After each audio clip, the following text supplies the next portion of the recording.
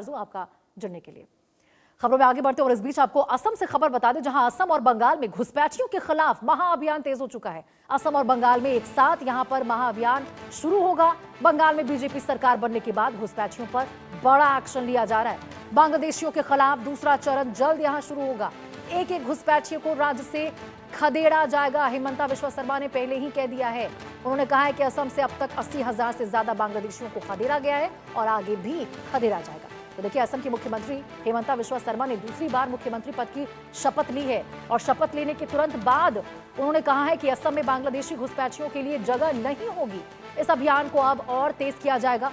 सूत्रों के अनुसार अब तक असम से 80,000 से ज्यादा बांग्लादेशियों को डिपोर्ट किया गया है। हालांकि अधिकृत रूप से ये जो संख्या है वो 8,000 बताई गई है।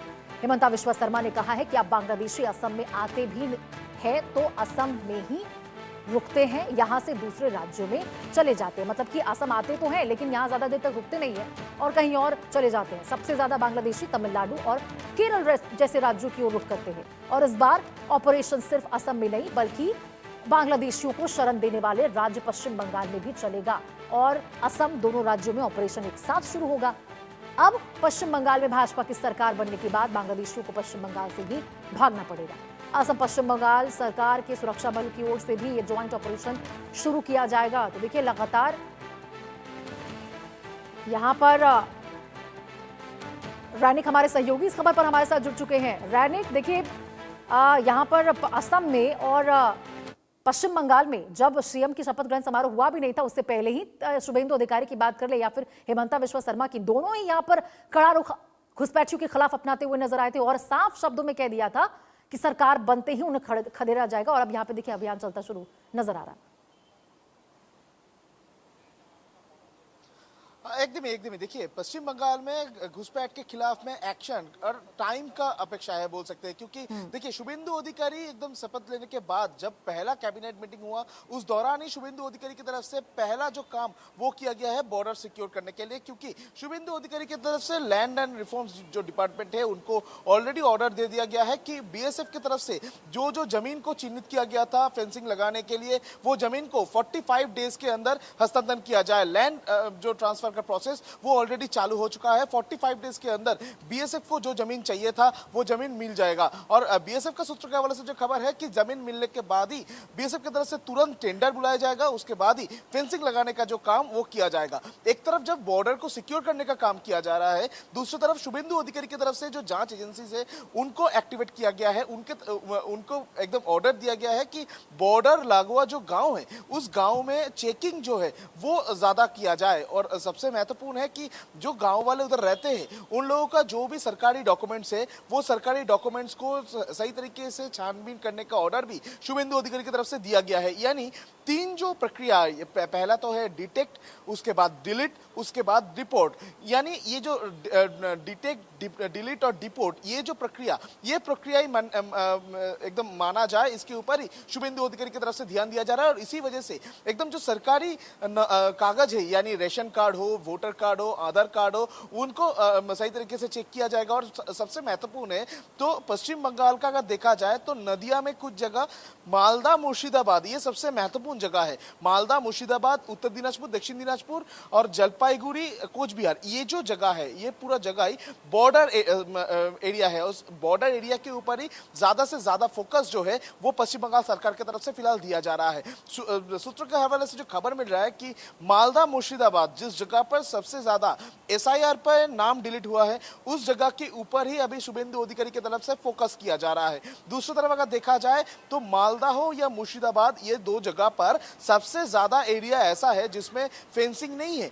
वो जिस जगह पर फेंसिंग नहीं है उस गांव के ऊपर भी अभी ज्यादा करके फोकस जो है वो पश्चिम बंगाल सरकार की तरफ से दिया जा रहा है। शुभेंदु अधिकारी की तरफ से जो सरकारी आधिकारिक है उनके साथ जब बैठक हो रहा था, डीएम के साथ जो मीटिंग किया गया और उसके साथ साथ ही जो पुलिस के साथ मीटिंग हुआ था, उस मीटिंग के दौरान ही एकदम स्पष्ट कर दिया गया था कि किसी भी तरीके से जो लोग उधर रहते हैं उन लोगों का कागज जो है वो सही तरीके से चेक किया जाएगा। जिसके पास सही तरीके का डॉक्यूमेंट्स नहीं होगा उनको डिटेक्ट किया जाएगा। यानी डिटेक्ट, उसके बाद डिलीट, उसके बाद डिपोर्ट, ये जो प्रोसेस, ये प्रोसेस ही अभी वेस्ट बंगाल गवर्नमेंट की तरफ से फॉलो किया जा रहा है। यानी शुभेंदु अधिकारी हो या हेमंत बिस्वा शर्मा, दोनों की तरफ से एकदम स्पष्ट किया गया है कि किसी भी तरीके से घुसपैठ के ऊपर कोई भी छूट नहीं दिया जाएगा। पश्चिम बंगाल में भी घुसपैठ को लेकर जो सवाल उठ रहा था, एकदम एक मुद्दा बन गया था घुसपैठ, क्योंकि देखिए बीजेपी की तरफ से लगातार आरोप दिया जा रहा था कि पश्चिम बंगाल में तृणमूल सरकार के रहते हुए लगातार घुसपैठ का घटना जो है वो पश्चिम बंगाल से सामने आ रहा था। तो उसी को देखते हुए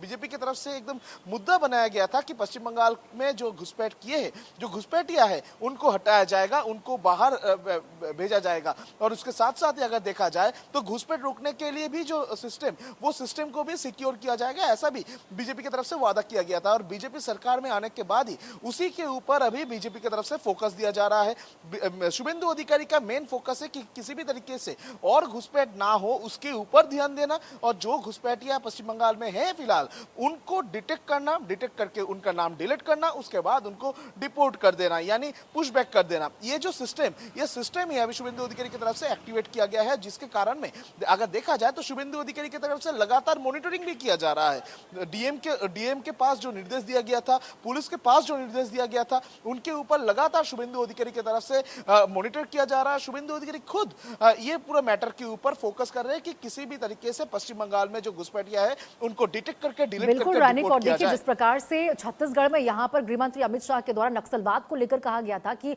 उसे समाप्त कर देंगे, और कहीं ना कहीं वहां पे अब 0% है नक्सलवाद, उसी तरह से पश्चिम बंगाल में भी दहाड़ते हुए गृह मंत्री अमित शाह ने कहा था कि अब घुसपैठियों की बारी है। तो कहीं ना कहीं अब समझा जाए कि यहां से घुसपैठिए भी खदेड़ते हुए नजर तो आएंगे ही।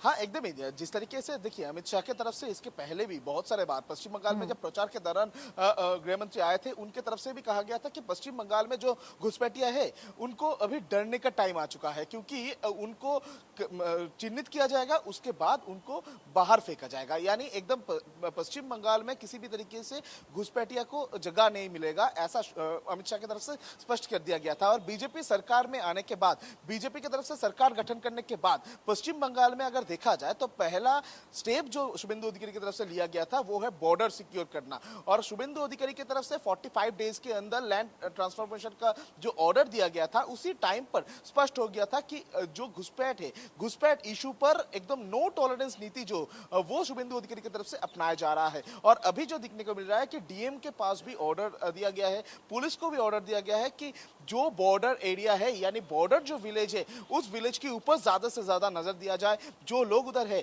उनका रेशन कार्ड हो, सरकारी दस्तावेज हो, उनको सही तरीके से छाना जाए। और जो भी घुसपैठ, बिल्कुल रानिक, तो हमारी भी नजर बनी रहेगी कब से इस महाअभियान की शुरुआत होती है और जल्द से जल्द यहाँ पे घुसपैठियों को खदेड़ने का काम किया जाता है। बहुत बहुत शुक्रिया रानिक आपका हमारे साथ जुड़ने के लिए। चलिए खबरों में आगे बढ़ते हैं और इस बीच